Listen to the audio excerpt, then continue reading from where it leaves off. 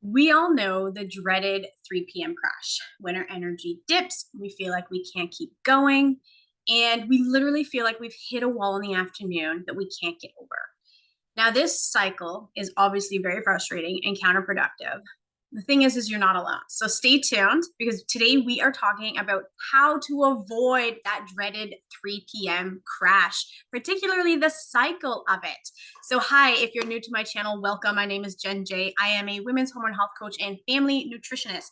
My practice is built on empowering women who are living with uncomfortable and debilitating hormonal symptoms, things like painful periods, mood swings, PMS, weight issues, and even low energy. And I help them reclaim their lives and put their period problems to rest while helping the whole family eat healthier. So, if you're like most people, your productivity starts to decline in the early afternoon. You might find yourself feeling sleepy, sluggish, unfocused, unmotivated after lunch, even though it's really only 3 o'clock, right?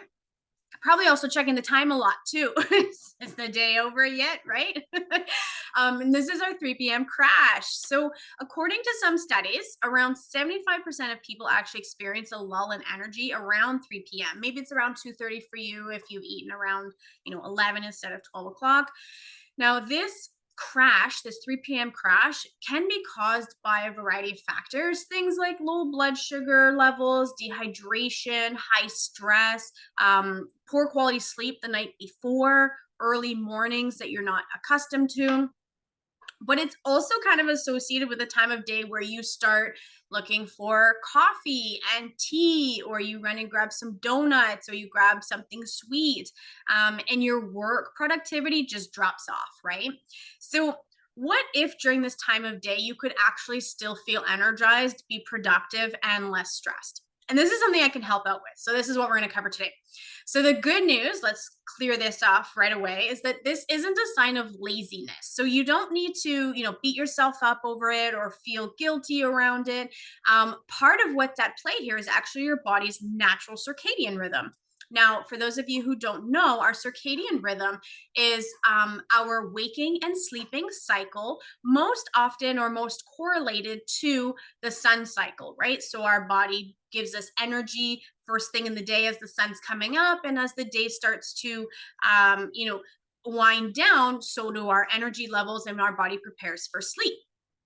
Now, 3 p.m. obviously is not sleep time. So, why are we having these crashes, right? So, I'm going to share with you some strategies that you can use to help avoid it. And these are some tips that might work for you. Okay. So, first and foremost, you're going to want to eat a low glycemic breakfast and lunch. Now, low glycemic means that we are eating foods that are not going to spike our blood sugar levels, like candies and sugar drinks and sweets and donuts and bagels and a really pasta rich lunch. Okay, so foods that are rich in carbs but low in proteins will lead to a spike in your blood sugar levels. Okay, which then results in a major decrease in energy as you start to drop off. So it's kind of like this um borrowed source of energy, right? So instead, what we want to do is we want to eat a low glycemic and well balanced meals in our day. All right, that's going to help combat this. This is going to help keep our blood sugar levels stable so that our energy levels also stay stable. Now, be sure to include half your servings as fiber. So these would be things like fruits and vegetables. Okay, a quarter of your serving should be your protein, and a quarter should be that complex starch or grain. All right, so some baked potatoes, roasted potatoes, some whole grain pasta or whole grain rice, whole grain bulgur, quinoa, that sort of thing. Okay. Now, you can also throw in, I'd say, like a thumb size amount of a healthy fat, which will further stabilize your insulin levels and leave you feeling satiated. So, all of these components together are going to help keep your energy levels stable. So, you're staying off of that blood sugar roller coaster, which is ideal. This is really what we want to do. Okay. Number two is we want to stay hydrated. Traditionally, that 3 p.m. crash is the time of day where we're heading to the coffee machine. We're pouring ourselves another cup, right?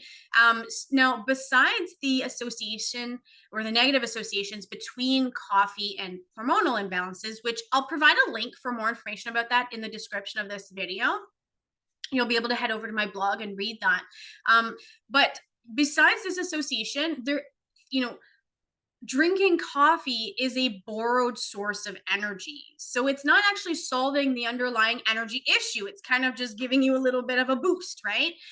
So instead, I recommend drinking more water earlier in your day so that you stay hydrated. So you avoid that dehydration crash that could be that could be facilitating that the energy drop you're feeling. So this might kind of be like a no-brainer, right? But it's very easy to lose track of time and realize later on in your day that you haven't had as nearly as much water as you should have in the day. So I recommend, drinking more earlier in your day. And then as your afternoon comes in, sipping on your water consistently. Okay. That's going to help keep you hydrated early in the day so that by the time the afternoon hits, you're still hydrated, but also sipping throughout the rest of your afternoon is going to ensure that you're not dehydrating later on in the day. Okay. And oftentimes for many people, this is why they're feeling that 3 p.m. crash, is just simply because they've forgotten to drink enough water that day. Number 3 is you're going to want to avoid sweets throughout your day. Okay. So you avoid the temptation of eating something sweet and sugary. These are going to put you on that insulin roller coaster. And just like caffeine, they are a borrowed source of energy bursts. So you're going to eat something sweet and sugary, which does provide your body energy, but it's a very short, quick burst because we absorb those glucose molecules very quickly, right? And what that means is that we're actually going to crash on the other side of that when we've burned through that. It's a very, hot and fast burning fire of energy, and then we crash. Okay. Now, oftentimes what happens is, let's say your energy level was here when you had something sweet to eat, and your energy level comes up. Remember where we're here. When you crash, you're actually going to drop to the other side, even lower than where you started. Okay. And this is because if you were feeling, low energy here, this is a sign that, okay, A, drink more water, B, eat something balanced. So stay away from those sweets and move towards a more balanced snack option. Because here, what you're doing is you're not only going to stabilize those blood sugar levels, but you're also filling your stomach, fueling your body, right? And so what that means is when you come down on the other side, you're going to be stable, right? Like we're not going to have that big peak, but you're also going to be stable because your body is fueled.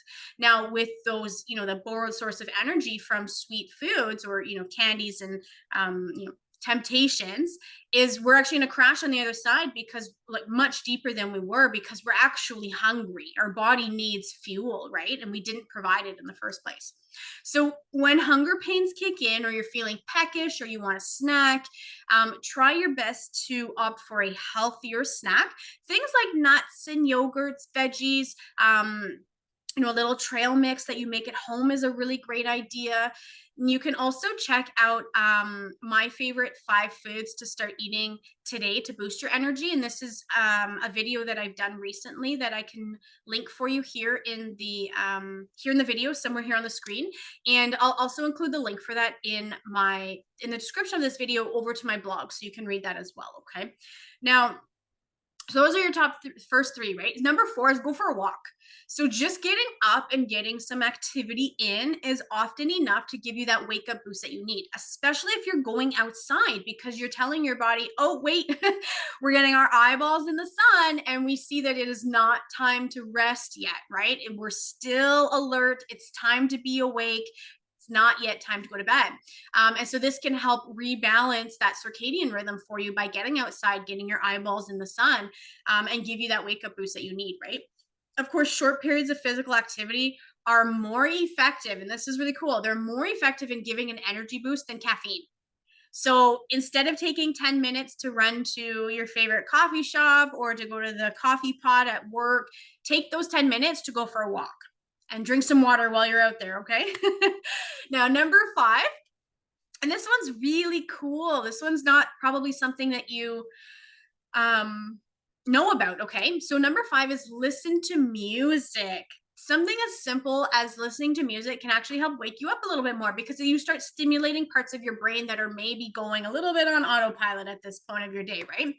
Research has shown that music can help increase your concentration levels. And actually, there's an author of work simply embracing the power of your personal productivity. So the author's name is Carson Tate. They recommend that the best genre of music to listen to is actually sort of a laid back beat or a lo-fi beat to help clear the mind. Okay. So the 3 p.m. crash cycle will be a thing of the past with these 5 easy steps, I promise you. So you can beat this phenomenon and actually maintain your energy levels through the day. Now, I want to challenge you and just ask you, you can let me know in the comments here, what does your 3 p.m. look like? What does that crash look like? Hopefully, after implementing these 5 steps, and we'll just quickly go over them again so you remember. So, eating a low glycemic breakfast and lunch, staying hydrated throughout your day, avoiding the temptation of sweets and candies. Whew, there we go. Go for a walk, and listening to some laid back music can be helpful as well, right? So implement those 5, then you can come back, let me know in the comments how this worked out for you. I really hope that you're then full of energy with no more crashes in the afternoon. And I just want to thank you for watching. Make sure that you hit that subscribe button if you're watching me here on YouTube. If you're watching on my Facebook or Instagram channel, just hit the follow button. I'm constantly coming up with new videos on healthy living tips, particularly related to our hormone health. So you'll be able to follow along on that journey and all of that information. And in the meantime, keep living healthy one bite at a time. Thank you all so much for watching. Bye.